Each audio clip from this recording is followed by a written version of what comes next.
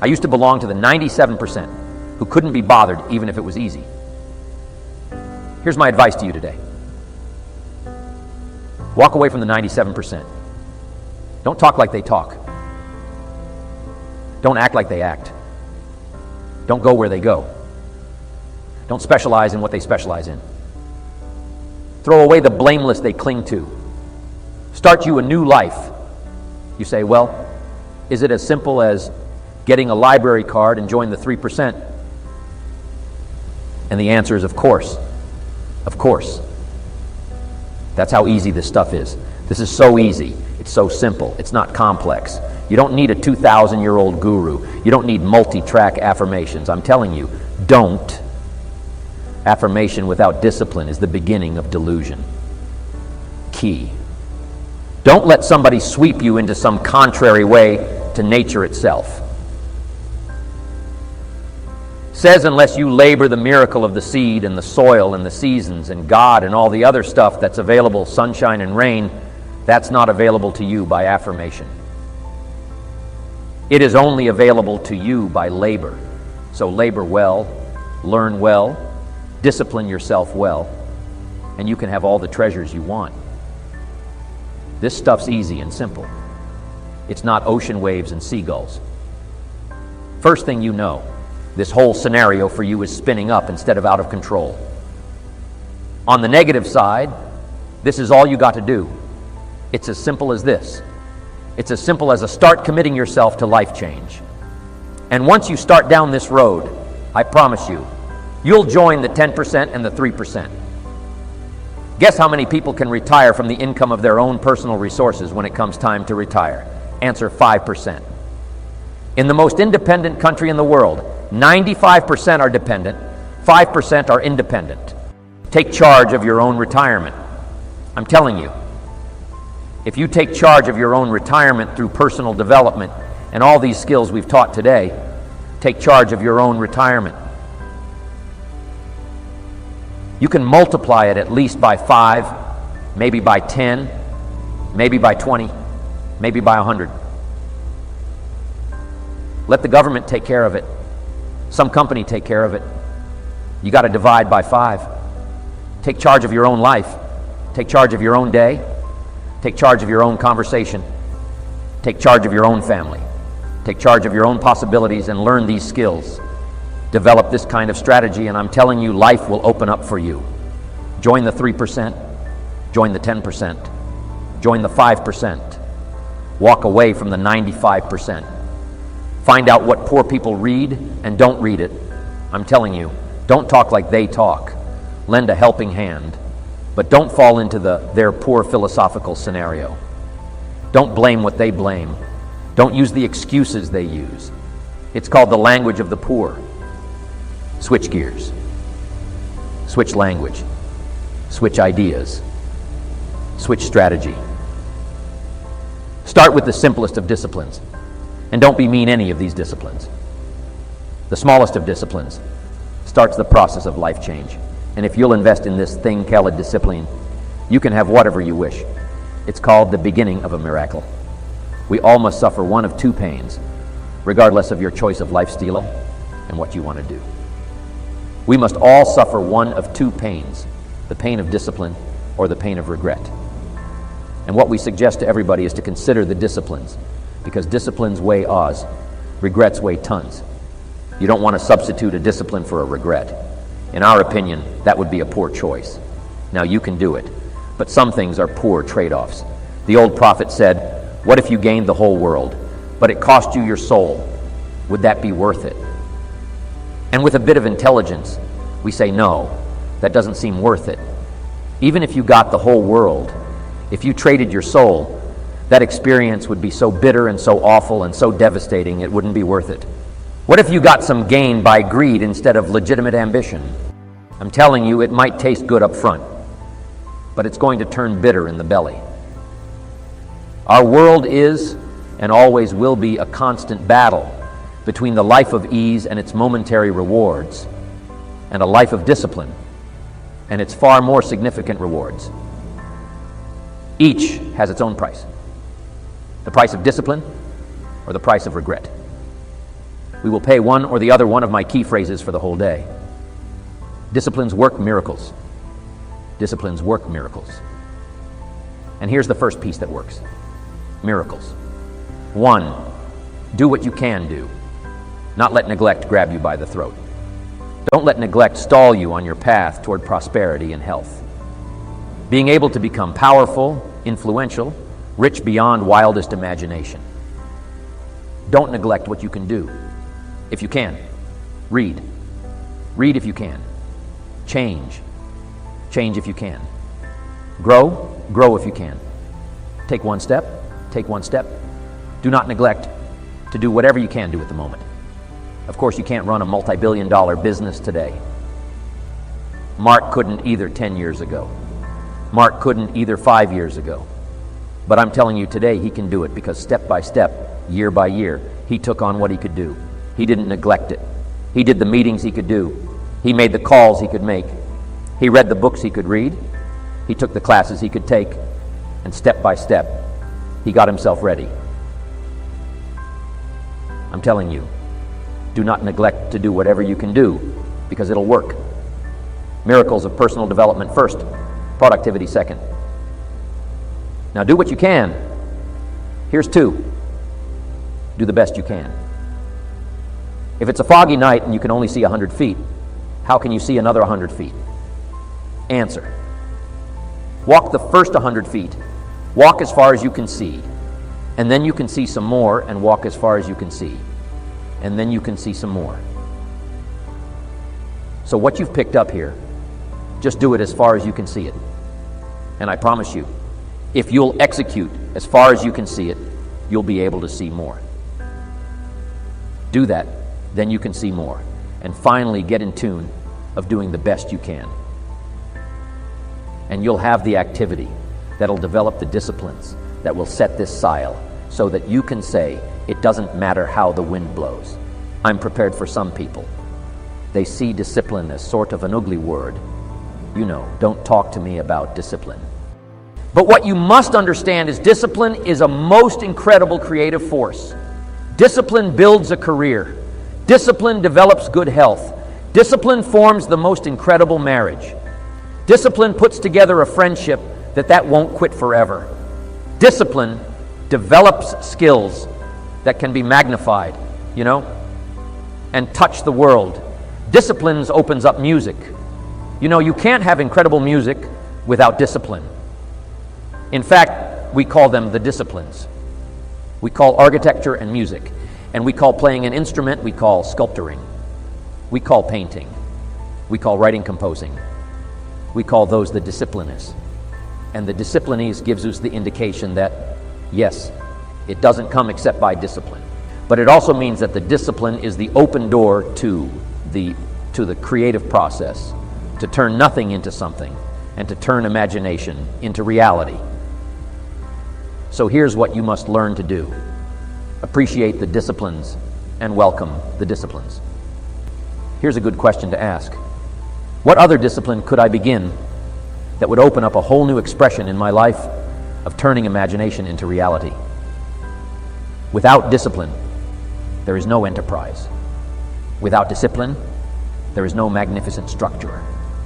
Without discipline, there is no music.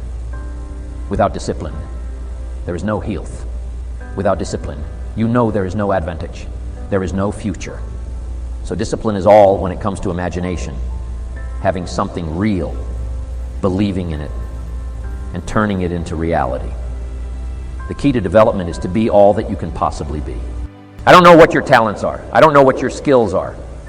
But here's what I probably am right on that you're behind on an accelerated effort toward your full development. I would suggest that now, for some of you, I know that's probably really not true. But even as I look at my own life, because, I'm tempted to procrastinate just like everybody else. I should have written 30 books by now. I've only written 4 or 5. I should have done a lot of things, but I haven't. I got distracted.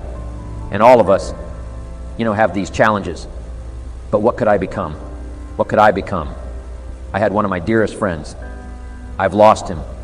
He died at age 53 one day. and he drank a little too much. David drank a little too much, but he did all kinds of things. He was a builder, and he was a dreamer, and he did a lot of things. But his drinking sort of kept him in a fog for like years and years. About 6 years ago, he was sitting at the Yacht Club, and he was in a fog. And suddenly it occurred to him, I wonder what I could have accomplished all these years if I hadn't have been in this sort of foggy state. And he said that did it.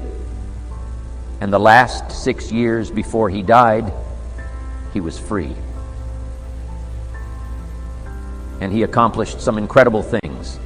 That last 6 years being all that you can be and not let habits drag you down, not let things, sidetrack you from the full development of what you have, the capable of being what? What all could your heart encompass? If you really had the chance and you really had the disciplines and really got to it, what could you really become? What could you earn? How healthy could you really be? How many books could you write? How many poems could you write? So here's what I would ask of you. If you feel that you're a little bit stalled wherever you are in your progress, I'm asking you to correct that. I'm asking you to see if you can't possibly be on a more accelerated track toward your possibilities and your full development. Here's what life is all about. To become all that we can possibly be. The full development of all of your potential. That's number one. Number two is the wise use of all of your resources. That's what life is all about. Discipline. If there is a magic word that stands out above all the rest, this is the one: discipline.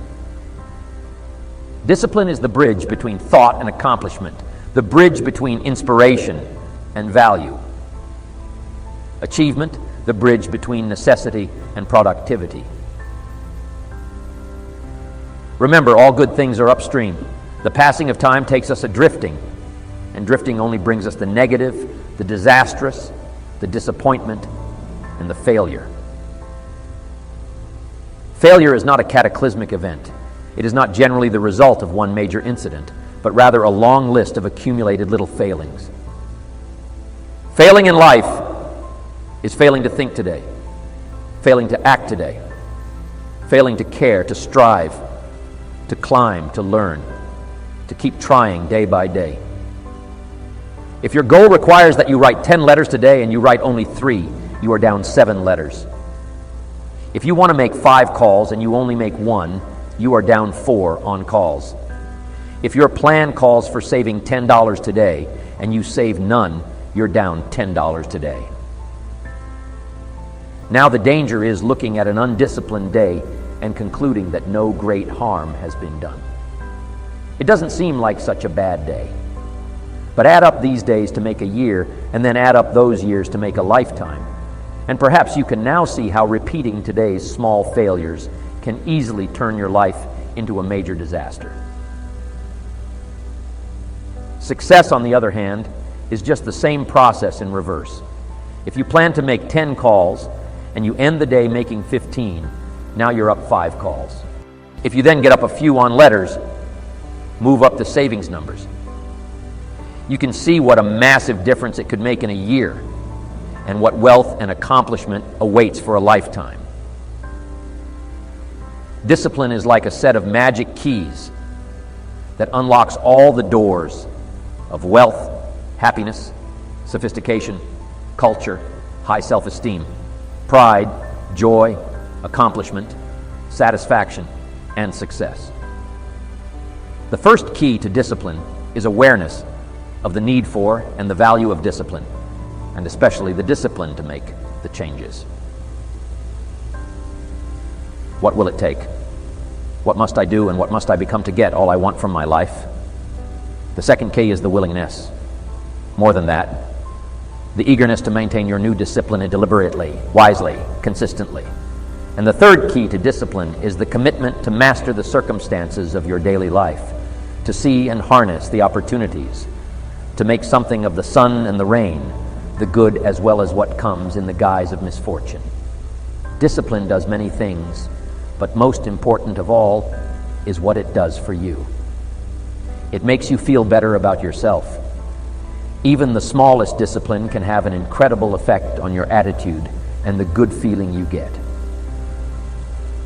That surging feeling of self-worth that comes from starting a new discipline is almost as good as the feeling that comes from the accomplishment of the discipline. Second, a new discipline immediately alters your life direction. You don't change destinations immediately that is yet to come, but you can change direction immediately, and direction is very important. Third, discipline cooperates with nature.